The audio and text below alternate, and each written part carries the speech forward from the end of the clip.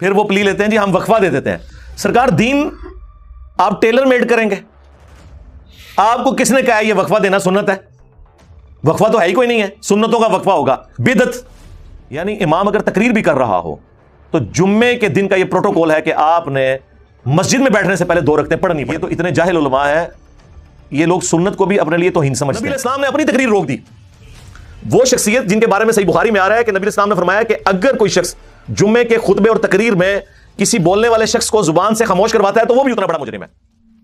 Can we recite the Quran during the Urdu Jumu'ah خطبہ in a Hanafi mosque؟ جب خطبہ جمعے کا ہو رہا ہے تو اس میں تو بخاری مسلم میں یہ حدیث ہے کہ فرشتے بھی رجسٹر بند کر کے وہ خطیب کی گفتگو سننا شروع کر دیتے ہیں, اور اس کے بعد جو لوگ آتے ہیں ان کو عام جمعے کا ثواب ملتا ہے جب خطیب ممبر کے اوپر چڑھ جاتا ہے. اب جب یہ خطیب ممبر کے اوپر چڑھ گیا, چاہے وہ حنفی ہو چاہے اہل حدیث ہو, کیونکہ اب آلموسٹ دونوں ہی سٹوریاں سنا رہے ہوتے ہیں, تو آپ یہ برداشت کریں سٹوریاں ان کی.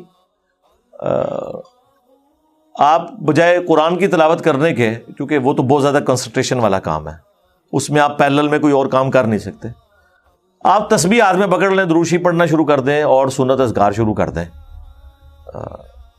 ورنہ ہو سکتا ہے کچھ عرصے بعد مولوی صاحب بھی آپ کے اوپر کوئی ایکٹیویٹی پرفارم کروا دیں.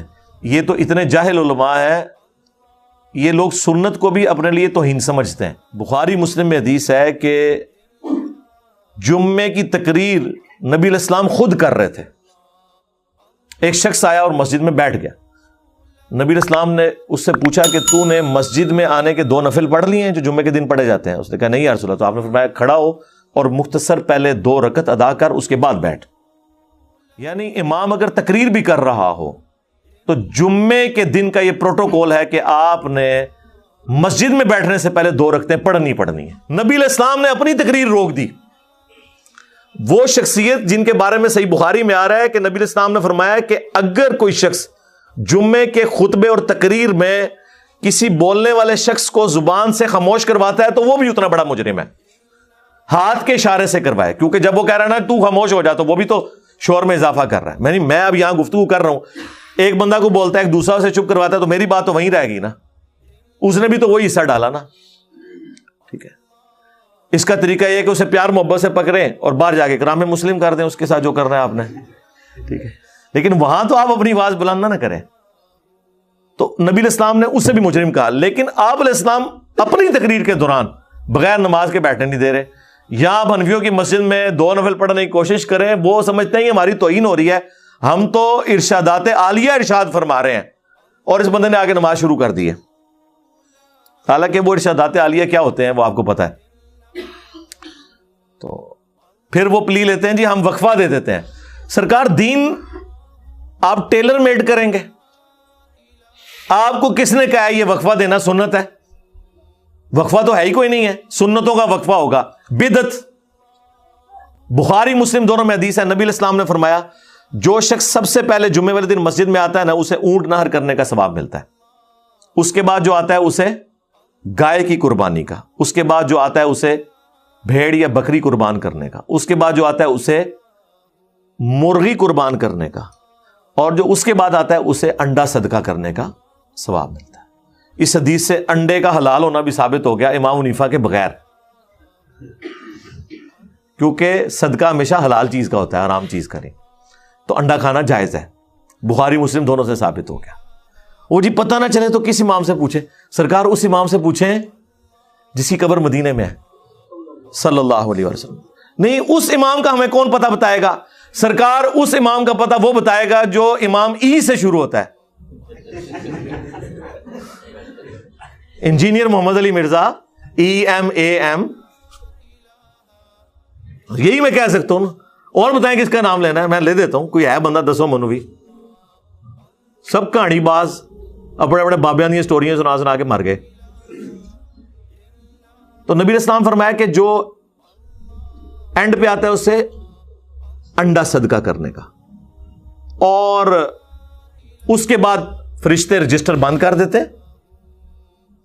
اور الذکر سننا شروع کر دیتے ہیں. الذکر نبی علیہ السلام نے جمعے کی تقریر کو کہا ہے. جمعے کا دن تذکیر کا دن ہے, نصیحت کا دن ہے. قرآن کو بھی کہا گیا الذکر، انا نحن نزلنا الذکر وانا لہ لحافظون. یہ قرآن اللہ کی یاد دہانی والی کتاب ہے. بے شک ہم نے اس الذکر کو نازل کیا، ہم ہی اس کی حفاظت کرنے والے ہیں. تو جمعے کے دن اس کا مطلب ہے قرآن پڑھا جانا چاہیے. جی ایسے ہی ہے. مسلم شریف میں حدیث ہے کہ نبی علیہ السلام کے جمعے کا خطبہ قرآن ہی ہوتا تھا، اور کم از کم 4 حدیثیں مسلم میں موجود ہیں کہ نبی علیہ السلام کے جمعے کے خطبے میں سورہ قاف کی تلاوت ہوتی تھی. سورت نمبر 50 نمبر. سورت الکہف نہیں، قاف 2 نقطوں والا قاف، کینچی والا، جس کے اوپر وہ پھر بڑی سی مد ڈلی ہوتی ہے حروف مقطعات میں سے، کیونکہ وہ تذکیر والی ہے. اس کے اوپر میں نے تفصیلی کئی ایک ویڈیوز ہے. مسئلہ 59 میرا سورہ قاف کے اوپر ہے. تو نبی علیہ السلام، بلکہ وہ صحابیہ کہتی ہیں، مسلم کے الفاظ ہیں کہ نبی علیہ السلام ہر جمعے کے خطبے میں یہ تلاوت کرتے تھے، اور مجھے زبانی یاد ہو گئی حضور سے سن سن کے، کیونکہ ہر جمعے میں آپ پڑھا کرتے تھے. اور چونکہ پڑھنے والے بھی عربی، سننے والے بھی عربی، تو ترجمہ کرنے کی ضرورت ہی نہیں تھی. لیکن آج کل سورہ قاف کون پڑھتا ہے؟ یہ صرف جماعت المسلمین والے ہیں، وہ پڑھتے ہیں، لیکن وہ بھی خالی خانہ پوری کرتے ہیں، عربی میں پڑھ دیتے ہیں. عربی پڑھ کے ترجمہ بیان کریں نا، کیونکہ جمعے کا خطبہ تذکیر کے لیے. تو تذکیر کا مطلب یہ ہے کہ وہ اگر آپ کے سننے والے انگریزی زبان جانتے ہیں تو خطبہ انگریزی میں ہو، پنجابی جانتے ہیں تو پنجابی میں ہو، عربی ہیں تو عربی میں ہو، اردو ہیں تو اردو میں ہو، تاکہ لوگوں کو بات سمجھ آئے. تو نبی علیہ السلام کا فرمان ہے کہ اس کے بعد پھر فرشتے رجسٹر بند کر دیتے ہیں، اور اس کے بعد جو لوگ آتے ہیں ان کے نام نہیں لکھے جاتے، لیکن بس ایک خانہ پوری ہو جاتی ہے کہ انہیں جمعے کی فرضیت ان سے ساقط ہو جاتی ہے.